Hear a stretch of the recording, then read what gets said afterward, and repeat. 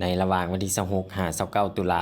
2025ท่านจันทพร คำมณีจันทร์หัวหน้าองค์การคณะกรรมาการร่วมมือลาวเวียดนามกระทรวงการเงินสปป.ลาวได้พบปะและเฮ็ดเวียกกับผู้แทนองค์การคณะกรรมาการร่วมมือเวียดนามลาวนำโดยท่านเยียงหุงเกืองรองหัวหน้ากรมหนี้สินและเศรษฐกิจต่างประเทศกระทรวงการเงินสเวียดนามพร้อมด้วยผู้ต่างหน้าจากบรรดากระทรวงและแขนงการเกี่ยวข้องทั้งสองฝ่ายเข้าร่วมกองประชุมครั้งนี้สองฝ่ายได้ปรึกษาหารือเป็นเอกภาพกับแผนการเคลื่อนไหวและกะเกียมเนื้อในเอกสารให้แก่กองประชุมครั้งที่48ของคณะกรรมาการร่วมมือทวีภาคีระหว่างรัฐบาลลาวและรัฐบาลเวียดนามประจำปี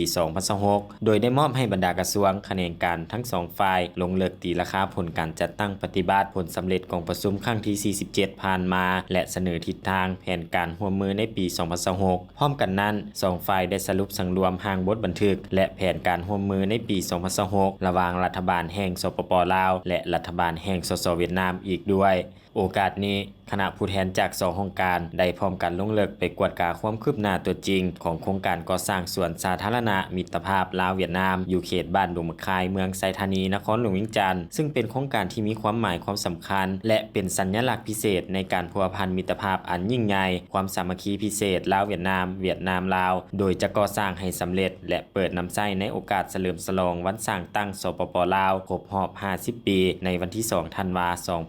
2025นี้